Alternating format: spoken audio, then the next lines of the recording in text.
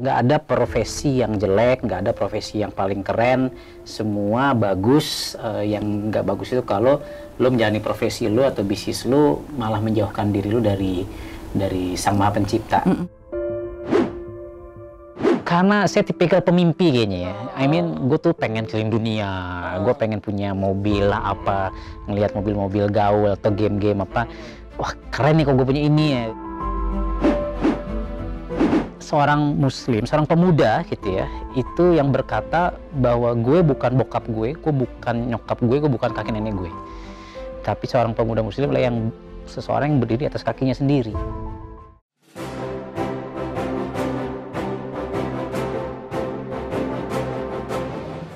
Mau hadiah jutaan rupiah atau grand prize umroh gratis? Maka saksikan terus YouTube channel Ratu Kanza ini sampai akhir ya, karena di akhir segmen kita akan bagi-bagi hadiah yang sangat banyak sekali. Dan tonton terus semua videonya, semua partnya sampai habis. Dah! Hai, Assalamualaikum Kanza Lovers. Ketemu lagi dengan saya Eka Apriosa di YouTube channel Ratu Kanza. Karena wanita tidak hanya perlu cantik, tapi juga harus mandiri dan menginspirasi. Oke Kanza Lovers, hari ini tamunya spesial banget, tapi berhubung nggak ada ya, daripada nggak ada ya sudahlah, saya ditemani oleh co-host. Mau nggak mau ditampilin aja deh. Co-host yang Alhamdulillah, terima selesai kasih. magang. Saya udah kelar magangnya. Siapa, Jeng? Nama saya Ricky dong. Oke. Dipanggilnya Jeng nih sekarang. Oh, enggak. Jang apa Jeng? Oh, jangan. Dosa gue. Jang. Jang, sekarang Jang. Kalau dulu Jeng. Kalau dulu Chopping Lee, sekarang Muhammad Ricky ya. Kalau kan Chopping Lee, baca pinggir kali, sekarang Muhammad Ricky. Oh, iya. Ternyata kalau yang manggil dosa kan dong. Manggilnya kalau bukan sesuai namanya. Aduh lupa saya, ya Allah. Gimana kenalin dong? Siapa tamunya kali ini? Tamunya kali ini adalah spesial dokter. Aku deg-degan. Andika. Karena aku fans banget. Lu udah kan naksir jangan-jangan sama gua. Enggak ya, udah tobat lah ya. Udah dikit-dikit lah tobat. Dikit-dikit. Pasti banyak kan nggak tobat deh. Ya gitu deh. Tapi beneran Kak, aku nggak bohong. Aku tuh belajar hijrah awalnya ngeliat video ini dari dokter Andika. Alhamdulillah. Emang ada video apa? Ada waktu itu dokter. Oh, banyak. Lagi Dokter bikin video yang sangat kontroversi ya dulu ya. Jadi belajar dari situ. Jadi akunya semangat gitu. Akhirnya ketemu langsung di sini tuh jadi dikit deg-degan dan speechless. Alhamdulillah. Alhamdulillah. Masya Allah. Jadi sekarang nih kita mau tanya-tanya nih ke dokter Andika nih. Jangan susah ya nanya ya. Oh, ya cuman 2x2 aja sih. Iya. 6 kalau nggak Tapi salah. kita kasih jawaban kok di situnya dong. Oh, ulangan kali ya. Ulangan nyontek kali ya. Nah sekarang Gimana, dokter Andika tuh lagi sibuk apa sih? Saya kalau latar belakang dokter memang. Semenjak sumpah dokter, gue belum pernah praktek cuy. Jadi lu jangan nanya resep obat sama gue. Oh, baik. Ini gue lu nggak apa-apa ya, Kanza Iya, Lovers nggak ya. apa-apa. Iya. Jadi semenjak sumpah dokter saya Jadi nggak pernah diri praktek. sendiri dokter di sini tuh. Padahal bokap nyokap, ayah bunda dokter, adik dokter, istri dokter, keluarga istri dokter. Tapi saya memilih menjadi seorang pengusaha. Jadi hari-hari ini ya lebih banyak menjadi seorang pengusaha sih sebenarnya. Gitu. Oke, jadi sekarang sibuk dengan berbisnisnya ya dok? Berbisnis, ya mudah-mudahan juga sama Mbak Eka kita bisa bisnis mantap ya kan. Mantap, amin. Ricky mau ikutan Rick? Pasti dong. Oh, iya. Kalau Ricky tuh sekarang harus banyak mendekati pengusaha-pengusaha. Jadi biar Ricky juga jadi pengusaha. Amin. Asik. Matre lu ya? Iya, harus dong. Sama dong kita. Terus sekarang masih menjadi seorang motivator juga? Masih lah ya, itu karena memang kayaknya passion ya. Passionnya memotivasi orang. Saya kalau ditanya, Dik, lu tuh sebenarnya apa sih? Dan saya merasa God send me to this world. Tuhan itu kayak ngirim saya ke dunia sebagai seorang transformer kalau saya bilang. So, saya sangat senang untuk mentransform people gitu, dari orang yang mungkin tadi anggaplah bahasanya ingin hijrah gitu ya, dari orang yang biasa-biasa jadi orang yang luar biasa, jadi yang mungkin tadinya banyak hutang jadi punya banyak uang misalnya, dan begitu. Dan tahu nggak dok, kebetulan kan dokter Andika ini, kalau saya salah nggak ya, mulai dikenal publik itu semenjak masuk Kangen Water, benar nggak sih? Oh ya. Ya, dari Kangen Water kan? Karena saya kenal dokter tuh dari Kangen Water. Iya, dengan motor. Sebenarnya kalau karir saya sebagai seorang pembicara, membangun personal branding itu sejak tahun 2008 ya. Makanya akun saya namanya Amazing Mentor, itu branding saya. Nah itu corporate, bikin buku, cuma mungkin Mbak Eka terpaparnya pas saya jadi icon di Kangen Water sih. Virus kali terpapar ya? Itu 23 tahun lah ya dok ya? Apanya nih? Dengan yang tadi. 2008. 2008 ke sekarang 12 tahun cuy. Ngitungnya gimana sih? Oh iya, matematika Saya berapa? sepi aja udah tanya. Bingung dong. Oh iya 12 kok jadi Iya, kok 22. bingung? Iya. Dimaafkan. Iya. Belum minum amen kayaknya. Aku belum nikah, Dok. Lo boleh kok minum itu. Oh, boleh. Enggak, aku Jangan tuh nanti oh, jangan ya, oh, iya. ayam saya tapi habis. Kak, aku tuh penasaran deh, Dok, kenapa sih dokter tuh lebih memilih menjadi motivator gitu? Oke, jadi mungkin berawal dari ini hanya soal pilihan ya, Bro. Iya. Nggak ada profesi yang jelek, nggak ada profesi yang paling keren, semua bagus. Yang nggak bagus itu kalau lo menjalani profesi lo atau bisnis lo malah menjauhkan diri lo dari Sang Maha Pencipta, gitu ya. Apa tadi istilah lo congkoli? Chopping Lee, Chopping bencong Lee. pinggir kali, Dok. Itu hobinya jauh tuh dari Udah sama. bencong pinggir kali lagi, nggak kelas banget ya. Kalau nggak cong harbu, Dok. Apa tuh? Bencong harga 1.000. Astagfirullahaladzim. Astagfirullah, ya Allah. Ya Nah, Allah. itu masa lalu ya, Bro ya. Insyaallah. Masalah lu. Masalah Masalah. ya lo apa dulu sambal.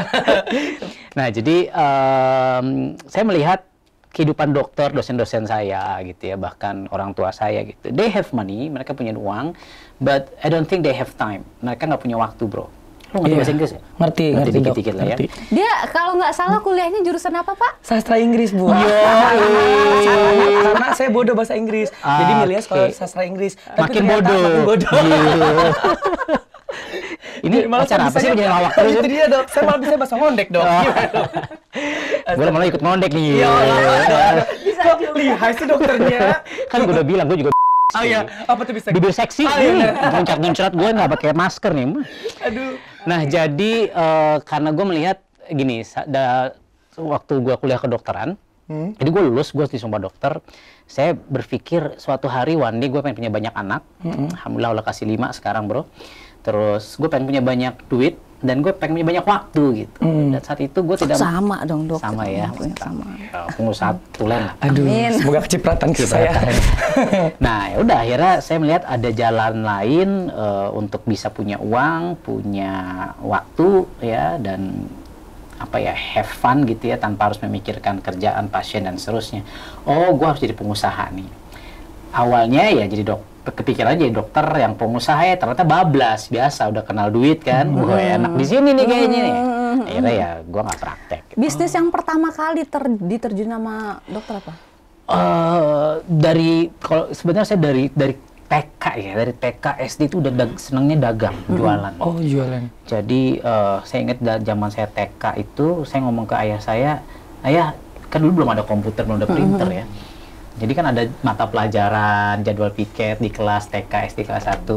Itu saya minta ayah saya ketikin, minta di print kan, terus itu saya fotokopi, saya jual ke teman-teman gitu.